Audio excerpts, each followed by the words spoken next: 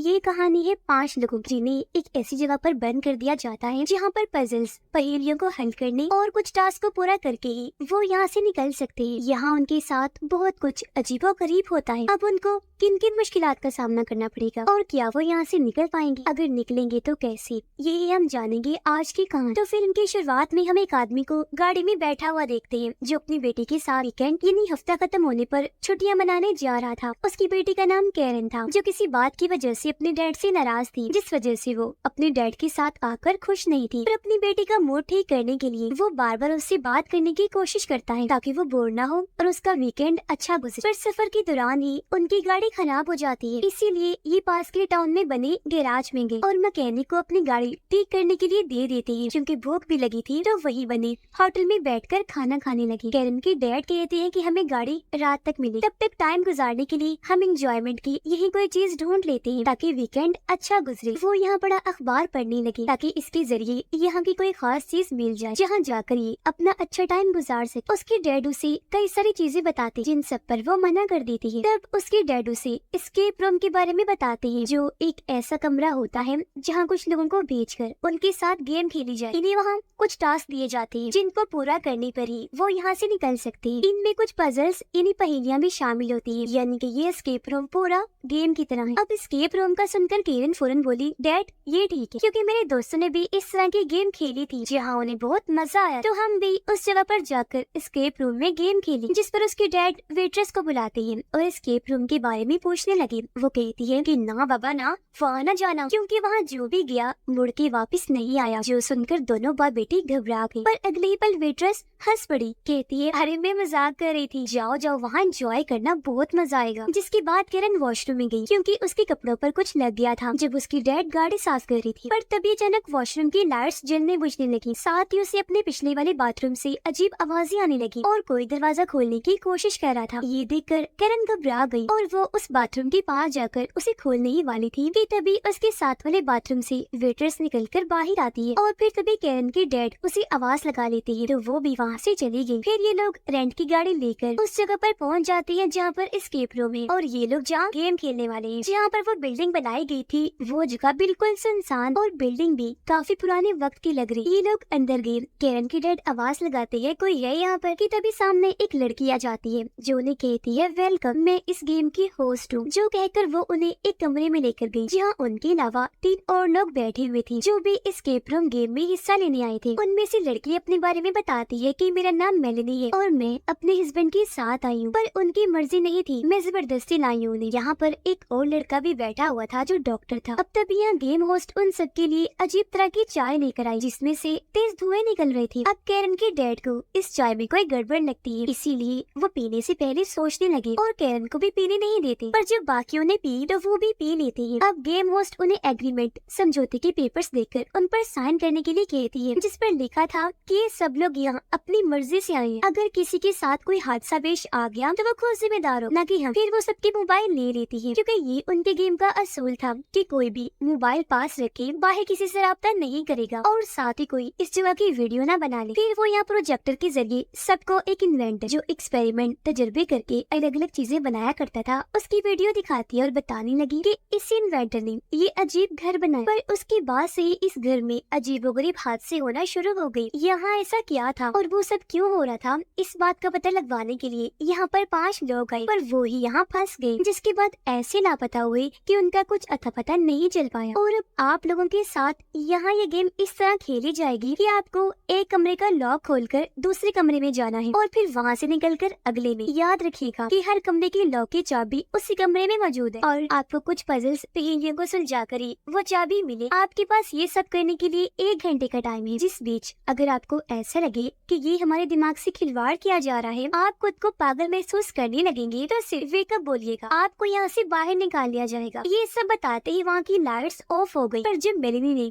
पास पड़ी light on की तो तब तक गेम होस्ट वहाँ से जा चुकी, जिसके बाद इस कमरे के सारे दरवाजे अपने आप ही बंद हो जाते हैं और ये लोग फौरन उठे यहाँ से निकलने के लिए, चाबी ढूंढने के लिए क्लोज हर जगह ढूंढने लगते हैं, मतलब कुछ ऐसे इशारे वगैरह जो चाबी खोजने में इनकी मदद करेंगे। ये लोग देखते हैं कि यहाँ पर बहुत सारी अजीबोगरीब पुरानी कीमती चीजें पड़ी हैं। अब मेलिनी के हस्बैंड को ये जगह बहुत बुरी लगती है। वो कहता है कि हम किस मुसीबत में फंस गए हैं, पता नहीं कब जान छूटेगी यहाँ से। जिस पर मेलिनी कहती है कि 1 घंटे की बात है बस और जल्दी करो, ये सब ना सोचकर क्लू ढूंढने में अपना दिमाग लगाओ। अब यहाँ कैरन को एक टेप मिलती है और जब डॉक्टर उसे चलाता है तो उसमें एक ऐसा गाना चलने लगता है जिसमें अलग अलग जानवरों के नाम थे। जानवरों वाला गाना सुनकर ये सब वहाँ तलाशी लेने लगे तो इन्हें अलग अलग जानवरों के मास्क मिलते हैं, जिन्हें कैरन गाने के मुताबिक अलग अलग जगह पर एक तरतीब से सेट कर देती है। अब तरतीब में सेट होते ही वहाँ एक खिड़की खुल गई जिसके अंदर एक तिजोरी पड़ी हुई थी और इस पर नंबर वाला लॉक लगा हुआ था, यानी तिजोरी का ताला खोलने के लिए अभी ने कमरे में से नंबर तलाश करनी थी। इस बीच मेलिनी का हस्बैंड सांप वाला मास्क उतारकर अपने चेहरे पर लगाता है और जब उसने अपने हाथ पर देखा तो उसके हाथ के अंदर छोटे छोटे सांप हिल रहे थे और पास ही एक औरत की परछाई भी खड़ी, जो देखकर वो काफी डर गया। उसने जल्दी से मास्क उतार दिया। वो कहने लगा कि मुझे लगता है चाय में कुछ मिला हुआ था, जो चीजें मैंने देखी मुझे डर लग रहा है। जिस पर डॉक्टर कहते हैं कि इतना मत सोचो, ये जगह ही ऐसी है जब भी तुम्हें वो अजीबोगरीब चीजें नजर आ रही हैं। जो कहकर वो यहाँ पर पड़े लैंप को उठाकर उसकी लाइट ऑन करता है। लाइट के जलते ही उन्हें मास्क पर लिखे गए नंबर्स नजर आने लगते हैं जो लाइट जलने से चमकने लगे थे और अब ये उन नंबर्स को तिजोरी में लगा देते हैं। इससे फौरन वो तिजोरी खुल गई और अंदर से उन्हें एक चाबी मिल जाती है। चाबी लेकर उन्होंने जैसे ही लॉक खोला ये अगले कमरे में आ जाते हैं। अब जैसे सब अंदर आए इस कमरे का दरवाजा अपने आप ही बंद हो जाता है और अब उनके पास 50 मिनट थे जो वहाँ पर लगे टाइमर से पता चला। इस कमरे में बहुत सारी घड़ियां पड़ी हुई थी और अजीबोगरीब मशीन्स जैसी चीजें भी थी। अब मेलिनी वहाँ बड़े फोन को उठाती है पर जब बात करने लगी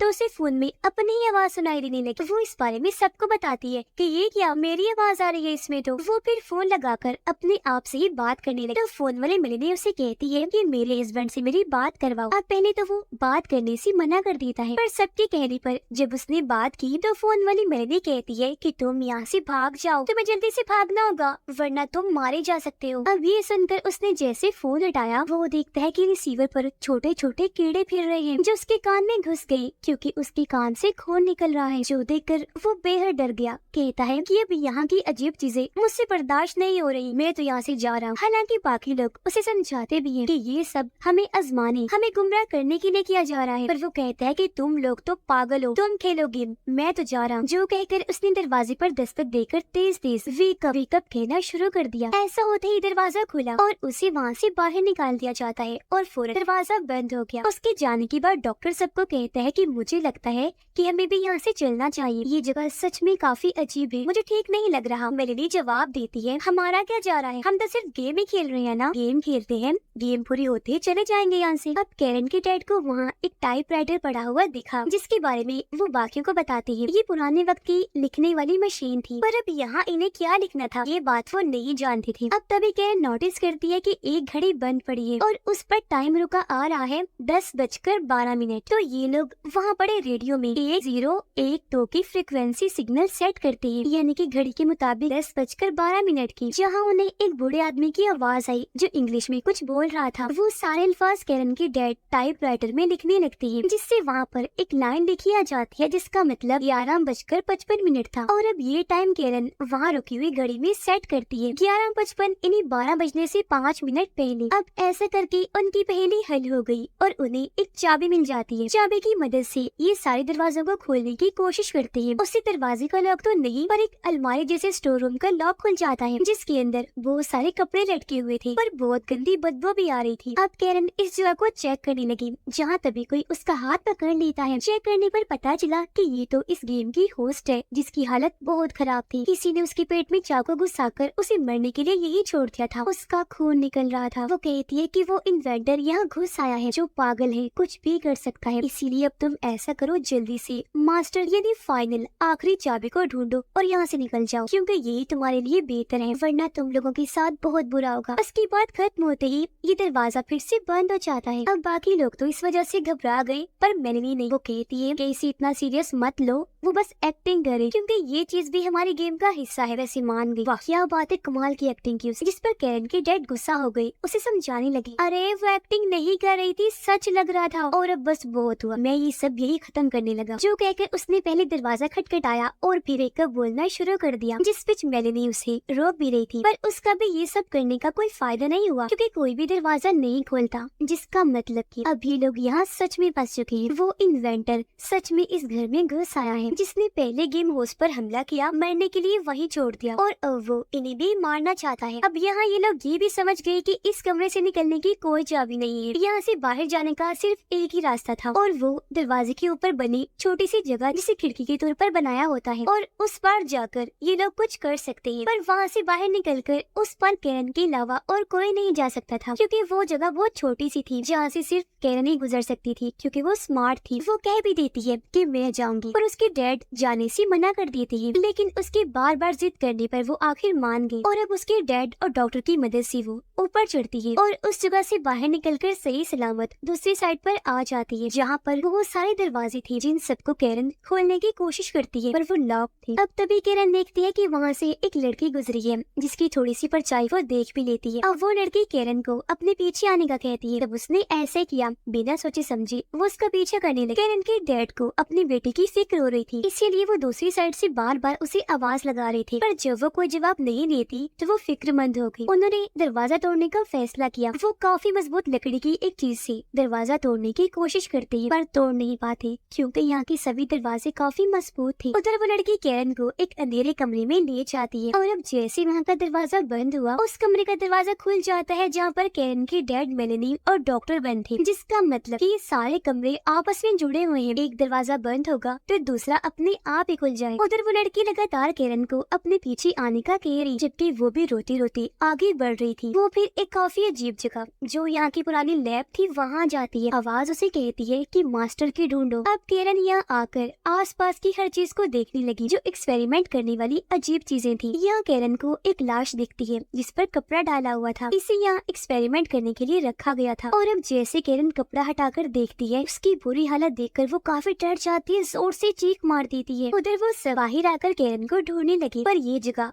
वाकई किसी भूल भुलैया से कम नहीं थी और ये लगातार आगे ही बढ़ते जा रहे थे। कैरन के पास से अचानक ही वो लाश गायब हो गई और अब जब वो दूसरे कमरे में आई, वहाँ एक स्केलेटन ढांचा पड़ा हुआ था और उसे यहाँ काफी डरावनी आवाजें सुनाई देती है, जैसे कोई गुर्रा रहा हो, कोई डरावना आदमी हो। इसीलिए वो डरते हुए आगे एक और कमरे में चली गई और पिछले कमरे के दरवाजे को बंद कर लेती है, ताकि जो कोई भी यहाँ है वो अंदर ना आ जाए। और अब बाहर वो जो आवाज निकाल रहा था जोर जोर से दरवाजे को पीटने लगता है, अब डर से कि कहीं वो दरवाजा तोड़कर अंदर ही ना आ जाए। कैरन वहाँ दीवार में बनी छोटी सी जगह पर छुप जाती है जहाँ पर लाशों को रखा जाता था और बस तभी वो डरावनी आवाज वाला अंदर आ जाता है। वो तीनों जहाँ पर खड़े हुए थे वहाँ के एक कमरे का दरवाजा खुल जाता है, जिसके अंदर ये लोग आ जाते हैं और अब अंदर आते ही जोर से दरवाजा बंद हो जाता है। यहाँ पर एक प्रोजेक्टर भी था और वहाँ लगे टाइमर से इन्हें पता चला कि अब इनके पास सिर्फ 35 मिनट बचे हैं, यानी कि गेम अभी भी चल रही। तो कैरन के डैड प्रोजेक्टर को बंद कर देते हैं टाइमर को रोकने के लिए। वो कहते हैं कि मुझे कोई गेम वेम नहीं खेलनी, क्योंकि मेरी बेटी यहाँ पर गुम हो गई है, मुझे उसे ढूंढना है। अब कैरन के लिए दो खतरे थे, एक तो जहाँ वो छुपी हुई थी उसके साथ में लाश पड़ी थी और तब तक वो डरावना इंसान भी अंदर आ गया था। पर यहाँ हैरत, वो लाश जिंदा होने लगी थी जिस वजह से हिल रही थी। अपनी जान को खतरे में देखकर कैरन काफी डर जाती है। घबराहट की वजह से उसकी तबीयत खराब होने लगी। डॉक्टर को नंबर्स वाला बॉक्स मिलता है, जिसका मतलब कि इस बॉक्स को खोलने में अब इन्हें नंबर्स चाहिए जो इस कमरे में इन्हें खोजने थे। ये जगह कैरन के डैड जब चेक कर रहे थे तो इसी कमरे में बने दूसरे कमरे में वो आ जाते हैं, जिस बीच उनके पीछे से हम एक परछाई को गुजरता हुआ देखते हैं जिन्हें वो नहीं देख पाती। कैरन देखती है कि लाश में जान आ गई है और अब उसका हाथ धीरे धीरे करके कैरन की तरफ आ रहा था, इसीलिए वो अपनी जान की दुआएं मांगने लगी। हल्की हल्की आवाज में बचाओ बचाओ कहने लगती है। डॉक्टर सोच रहा था कि बॉक्स वाले लोग के नंबर्स कहाँ मिल सकते हैं कि अचानक उसका दिमाग काम किया। वो सोचता है कि जब हम यहाँ आए थे तो पंखे पर कुछ नंबर्स लिखे हुए थे, हो सकता है कि वही लोग के नंबर्स हो, इसलिए अब ये प्रोजेक्टर की रोशनी को पंखे पर मारने का सोचते हैं ताकि इन्हें नंबर दिख सके। पर वो ऐसा नहीं कर सकते थे क्योंकि प्रोजेक्टर को वहाँ फिक्स किया गया था, वहाँ से उसे हटाया नहीं जा सकता था। पर जब भी वहाँ पड़े शीशे को देखते हैं तो इन्हें एक आइडिया आया। वो प्रोजेक्टर की रोशनी को शीशे पर मारकर उसका अक्स पंखे पर दे मारते हैं, जिससे आखिरकार इन्हें नंबर्स पता चल गए, जो लॉक पर लगाकर ये बॉक्स को खोल लेते हैं, जिसके अंदर से इन्हें एक नई चाबी मिलती है। ये अगले कमरे की थी, जिसे खोलकर कैरन के डैड और डॉक्टर बाहर फिलहाल आ जाते हैं, पर मेलेनी नहीं जा क्योंकि उसने प्रोजेक्टर में बड़ी अजीब चीज नोटिस कर ली थी। उसने देखा कि प्रोजेक्टर में मेरी वीडियो चल रही है, जिसमें मैं बार बार घूम फिर कर इसी प्रोजेक्टर वाले कमरे में ही आती जा रही हूँ। ये देख वो हैरान तो हुई कि ये क्या हो रहा है, पर कोई ग्लिच गड़बड़ी समझकर उसने नजरअंदाज कर दिया। पर हम नोटिस कर लेते हैं कि वो दरअसल टाइम लूप में फंसी हुई है। बार बार एक ही चीज हो रही थी जब भी तो वो वहाँ पर आ रही थी। कैरन के डैड और डॉक्टर बाहर आ गए अगले कमरे में जाने के लिए। तभी उनके पीछे पीछे मेलेनी भी जाने लगी, पर वो इस जगह से निकल ही नहीं पाती। उसने कई बार दरवाजे से बाहर जाने की कोशिश की, पर वीडियो की तरह वो घूम फिर कर वापिस यही आ रही थी। और ऐसा कई बार हुआ था। इस कमरे में वो अब जैसे फंस कर ही रह गई थी। अब जैसा उसने वीडियो में देखा था वैसा होने का मतलब कि उसने अपना फ्यूचर आने वाला वक्त देख लिया, जो बाद में उसके साथ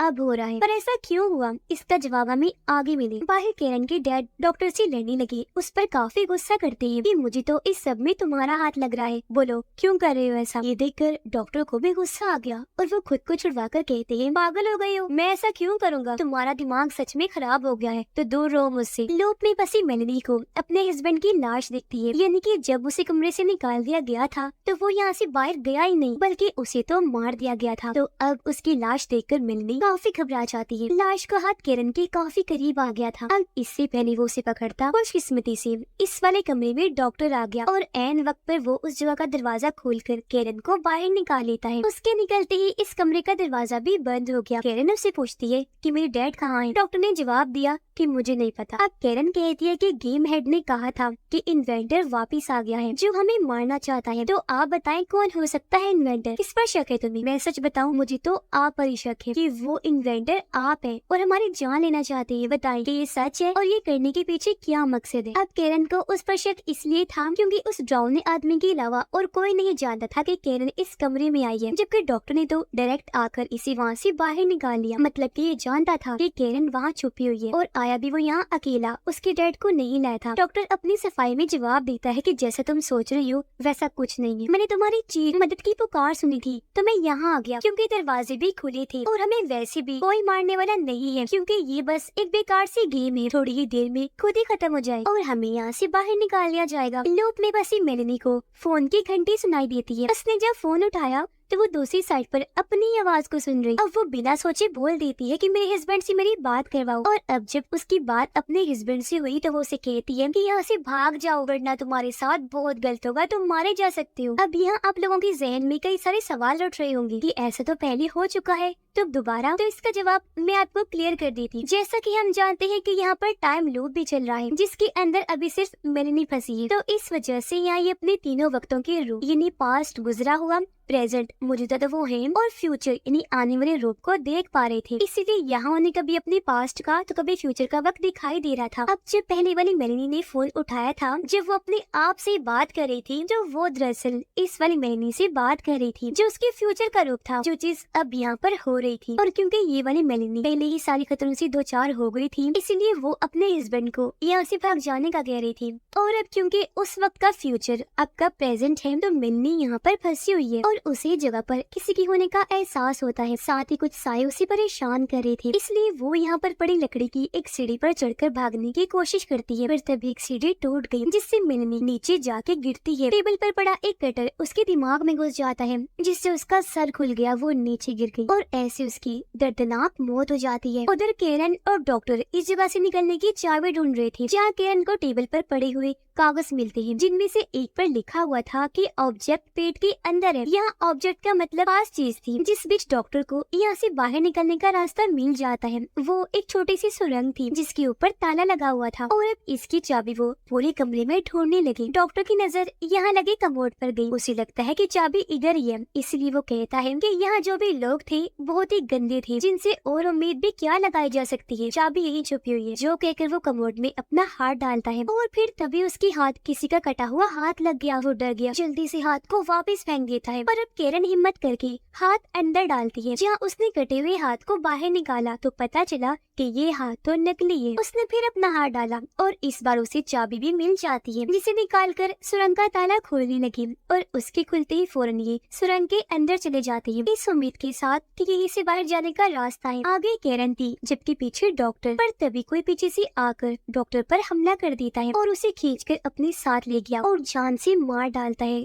क्योंकि डॉक्टर की चीखों की आवाजों को हम सुन पा रहे थे। अब उसे किसने मारा था ये हम देख नहीं पाती। कैरन जो पहले काफी डरी हुई थी जल्दी से आगे बढ़ने लगी। चलते चलते कैरन की डैड उस कमरे में आ जाती है जब मेलेनी मारी गई और वो यहाँ पर उसके हस्बैंड की लाश को भी लटका हुआ देखते हैं। इतने ही दिन में सुरंग के रास्ते कैरन भी यहाँ पर आ जाती है। दोनों ने जब एक दूसरे की आवाज सुनी तो फौरन सामने आ गई। ये दोनों बाप बेटे मिलते हैं क्योंकि गुम होने के इतने टाइम बाद मिले थे और एक दूसरे से इन्हें पता चलता है कि हम दोनों के अलावा अब यहाँ पर कोई नहीं बचा, सब मारे गए। कैरन डर रही थी। उसकी डैड गले से लगाकर उसे हौसला देती है कि तुम परेशान ना हो बेटा, मैं तुम्हें यहाँ से सही सलामत बाहर निकाल लूंगा। अब कैरन की डैड नोटिस करती है कि ये कमरा वापस अपनी हालत में आ गया है, यानी बॉक्स को लॉक भी दोबारा लग गया और नंबर्स वाला पंखा भी चलना शुरू हो जाता है, साथ ही टाइमर भी दोबारा शुरू हो गया। और अब क्योंकि इन्हें सब चीजें पहले से ही पता थी तो सबसे पहले कैरन की डैड पंखा बंद करती है और उसके नंबर से बॉक्स का ताला खोलकर चाबी लेती है और फिर यहाँ का ताला खोलकर बाहर निकले और अब ये सबसे पहले वाले कमरे में आ जाते हैं, जिसका मतलब साफ था कि अब इन्हें सारे पजल्स फिर से हल करने होंगे। और क्योंकि ये सारे पजल्स जानते थे तो पहले वाले पजल को हल करके घड़ियों वाले कमरे में आए और फिर वहाँ की पजल को हल करके स्टोर रूम वाले कमरे में आ गए, जहाँ इन्होंने देखा कि गेम होस्ट अभी भी यही बैठी हुई थी जख्मी हालत में। उसके कटे हुए पेट को देखकर कैरन को वही बात याद आई जब उसने पेपर पर लिखा पढ़ा था कि ऑब्जेक्ट पेट के अंदर है, यानी कि गेम होस्ट के ही पेट में चाबी हो सकती है। कैरन को साइड में करके बड़ी हिम्मत दिखाते हुए उसके डैड पेट में हाथ मारते हैं, जहाँ इन्हें सच में चाबी मिल जाती है, जिसे लेकर जल्दी से यहाँ से भागी क्योंकि टाइम कम था और इन्हें यहाँ से ताला खोलकर कैसे भी करके निकलना था। इन्हें एक दरवाजा मिल भी गया जिसे खोलकर ये सीधा होटल की वॉशरूम में आ जाती है, यानी जिस होटल में इन्होंने खाना खाया था। कैरन अपने डैड को बताती है कि मैं पहले यहाँ आ चुकी हूँ। इतनी ही देर में इन्हें यहाँ किसी के आने का एहसास हुआ, इसलिए जल्दी से बाथरूम में जाकर छुप जाती है। इन्होंने बाहर झांक देखा तो पता चला कि वहाँ पर और कोई नहीं बल्कि कैरन थी, जो वही सब कर रही थी जो उसने पहले भी किया, यानी अपने कपड़ों पर लगे दाग को साफ कर रही थी। अब पहले की तरह इस बार भी बाहर वाले कैरन को शक हो जाता है कि अंदर कोई है, इसलिए दरवाजा खोलकर वो जैसे अंदर जाने लगी, साथ वाले बाथरूम से वेट्रेस निकलकर बाहर आती है। अब ये पहले होने का मतलब ये कि ये लोग अब बाहर वाली कैरन को इसलिए देख रहे थे क्योंकि वो कैरन का पास्ट वाला रूप थी और बाहर वाले के लिए ये सब फ्यूचर था जो पहले उसे दिख गया था। पिछली बार की तरह बाहर वाले कैरन को उसकी डैड आवाज लगा देती है और वो वहाँ से चली गई, जिसके बाद ये दोनों बाप बेटी वहाँ से निकलकर बाहर आए। देखते हैं कि होटल में सब वैसा ही है जैसा पहले था। होटल से बाहर आने के बाद कैरन कहती है डैड हमारी गाड़ी ठीक हो गई है, जिसके अंदर ये लोग जल्दी से जाकर बैठ जाते हैं। कैरन की डैड चाय ढूंढने लगी, लेकिन उन्होंने बड़ा चौंका देने वाला सीन देखा कि गाड़ी के दरवाजे पर ताला लगा हुआ है और ऐसे कई सारे ताले और लगे हुए थे जो आम नहीं काफी अजीब लग रहे थे, यानी कि ये लोग अभी तक गेम में फंसे हुए हैं। ये लोग उस घर से तो बाहर निकल गए थे पर अब इस टाउन से निकलने के लिए न जाने और कितने इनको पजल सुलझाने होंगे। हो सकता है ये भी यहाँ से कभी बाहर ना निकल पाए, हमेशा लूट की दुनिया में ही फंसे रही और फिर मारे जाए जैसा कि बाकी लोगों के साथ भी हुआ। जब तो इस फिल्म का नाम नो एस्केप रूम है, यानी कि एक बार जो इस गेम में आ गया वो कभी एस्केप नहीं कर पाए, यानी कि इससे नहीं निकल सके। जैसा पहले 5 लोगों के साथ भी हुआ वो यही मारे गए क्योंकि उस पागल इन्वेंटर की बनाई हुई ये अजीब एस्केप गेम और उसके एक्सपेरिमेंट से कोई नहीं बच सका। यहाँ उसने मरे हुए लोगों की आत्माओं को भी हर जगह फैलाया हुआ था और खुद उसकी भी आत्मा यहाँ आती थी लोगों को मारने के लिए, ताकि वो हमेशा के लिए आत्मा बनकर यही रह सके। मरे हुए लोग उसके अपने ही शिकार होते हैं जिनको उसने एक्सपेरिमेंट करके मारा और जो एस्केप रूम में फंसकर मारे जाते हैं, जिनकी भी आत्माओं को बाद में वो अपनी टीम में शामिल कर लेता है ताकि उसकी आत्माओं की काफी बड़ी आर्मी बन जाए। और इसी सस्पेंस के साथ ये कहानी इधर ही खत्म।